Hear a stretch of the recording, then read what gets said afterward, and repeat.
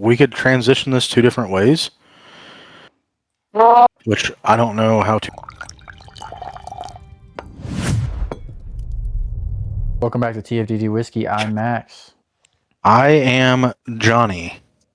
And I'm Tushar. He is Peerless.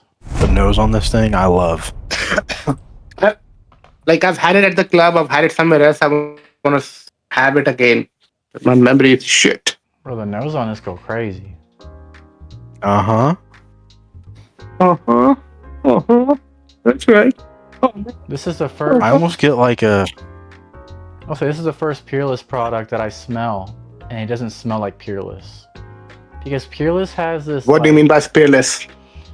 I've been to the tasting at Louisville for their free tasting to taste their single barrels and all their offerings twice. I've tasted a lot of Peerless Double Oak, and they all have this Peerless taste. I don't know how to explain it. Boys and girls, we're back at Peerless. So this is obviously 10 years old, 117.6 proof. That's one. And as per all the rumors that I have heard, they had like 800 to 900 cases of it.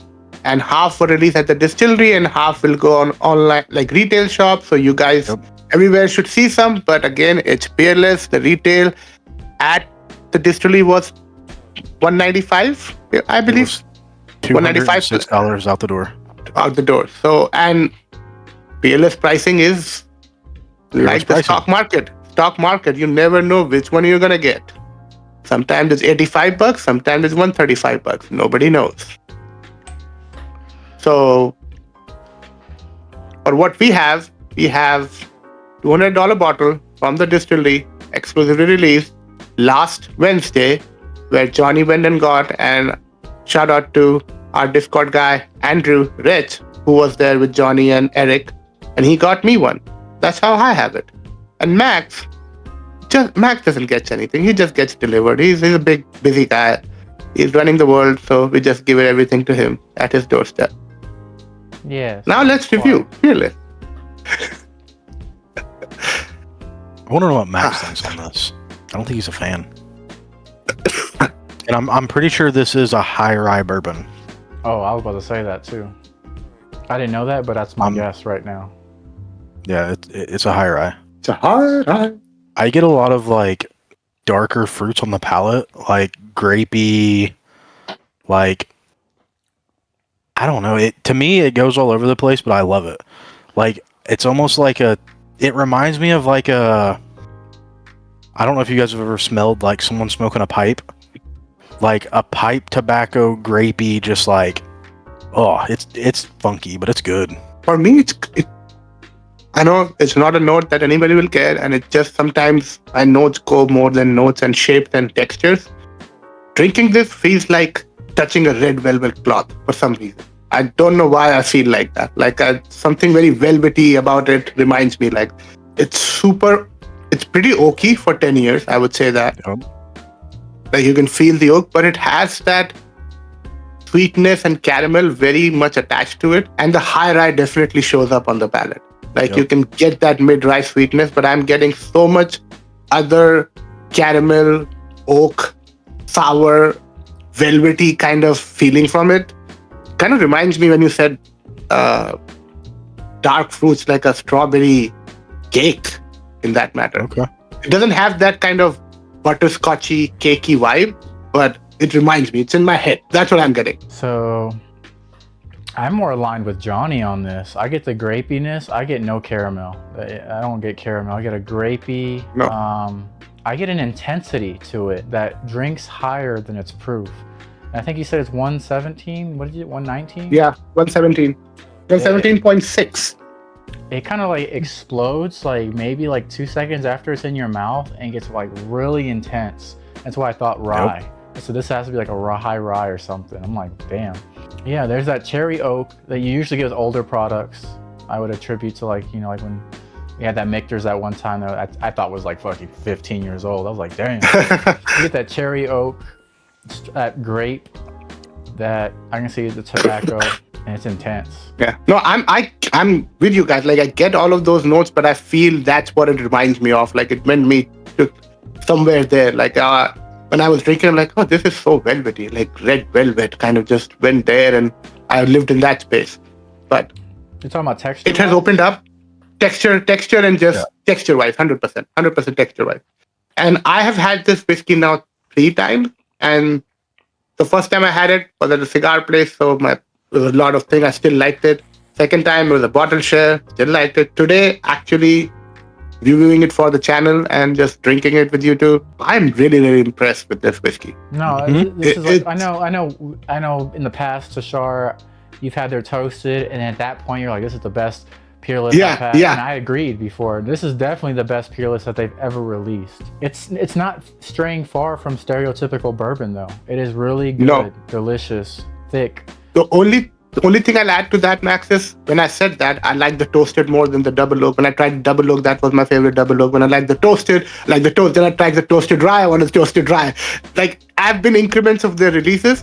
The issue with me with Peerless is when I'm done with half their bottle, the rest of the half doesn't taste or remind me of the taste that I've had before. And I lose interest. Somehow that has been a consistent performance. So right now it's opening up. Somewhere down this line, everything about it feels a little less than what I loved. And I don't know why. Could be just me issue. A lot of Peerless fans, but I'm hoping that it doesn't happen with this one. Otherwise, this is the best product of Peerless that I've had. Oh yeah, This is the best I've ever tasted from Peerless. And what you're granted, like I know some of their single barrels that they release at the distillery is wicked, like the names and stuff. And I've only had 2 of those, so like I can't compare this to like, I don't know if there's like a certain, which I'm sure there is from like bigger Peerless fans that the strawberry shortcake bottle is like the one to have, and I mean that could be better than this, but I don't know that, and I can speak on you guys, like we don't know that, but as far as for like a quote unquote batch product, this 10-year is hands down the best.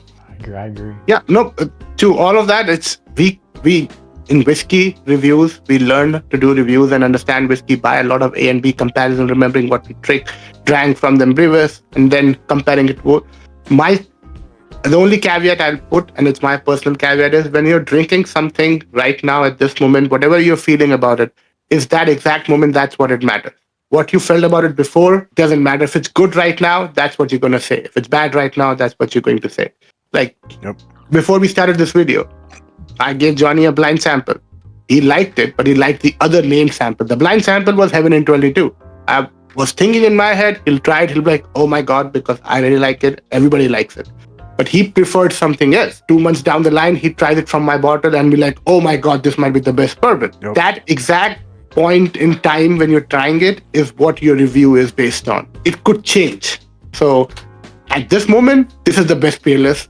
There's a single barrel out there that we haven't tried. Somebody has it. That could be the best Peerless when I tried that point. But at this point, this is the best Peerless product that we've tried. Yeah.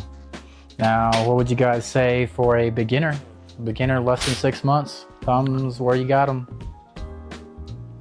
It's intense. Yeah. This is intense, and it's expensive and intense, both at the same time. Yeah. This is definitely if you're 6-7 months into bourbon, go to Peerless, do their tasting, hopefully get to try it there or at a bar, and then decide if you want to spend the money on it. It's expensive. For $200 for a newbie, you can buy a lot of shit. You're really after a Weather Full Proof. You're really after a Stag. You're really after a Yes Taylors. I don't want you to take that money and put it into Peerless and be disappointed that something this happened versus a Tater bottle that you could have gotten. Somebody middle of the road, 6 months to a year. Where would you put this, Thumbs? Thumbs. I'm up on this one. Yeah. I think, and I didn't mean to interrupt you, but I think that my viewpoint on that is strictly like, I feel like after you've been in the game for a little bit, after the 9 month or whatever, and you're kind of like sick of the Buffalo Trace stuff, like, and I hate defaulting to Buffalo Trace, but that's like the most relatable thing I think that we can all agree on. Like, trying new stuff is kind of what just like keeps that momentum going. And like, I could see someone walking in on it like a tasting bar and seeing, oh, a Peerless 10-year. Let me try that because I love Eagle Rare 10. or I love Russell's tin, and them trying this and being like, oh my gosh, that Peerless tin is crazy. No, it's getting great reviews overall. Like it's already been for a lot of folks, and again, those reviews are our reviews are subjective. Everything is subjective. Our opinions are there, but most of the people that have tried are saying it's in the top 5 or top 10 whiskeys that they will try this year already, which is a very high compliment. Even though there are so many big distilleries which have not launched their LEs as of right now, so to be in that conversation from reviewers and even us who are not that big of Peerless fans but are okay with it, like we try it like we did, but I think it's a pickup. I think it's a solid. Anybody who is more than 8-9 months and is okay spending $200, it's a thumbs up for those folks. You won't be disappointed. Now, lastly, for the veterans in the community who have been in the game for a long, long time, where are you putting it? Yeah, I think it's important, being a bourbon nerd, having something from some place like Peerless, like the best product from Peerless, I'd have to have it. It's good. And plus the fact that if you are into this, like Max said, you have done it 2, 3, 4 years, you are deep into it, you are in Discords, you spend more money on bourbon than sometimes you spend on your car to repair it. If you're into that, you want this product because it is the first batch of something that a distillery who's just recently opened in Louisville has produced. That's their juice, that they make it. So all those specs already are in your head when you're buying this bottle. First time you got it, people who were at the distillery when they dropped, they got it signed. So all those things play into the fact that you want it as something to drink and share, but also something to be a collectible of when you were there. So it's definitely a thumbs up for those guys. Thank you for watching TFDD Whiskey. I'm Max. This is Jonny. This is Tushar. And as always, see you next time. See you next Cheers. time.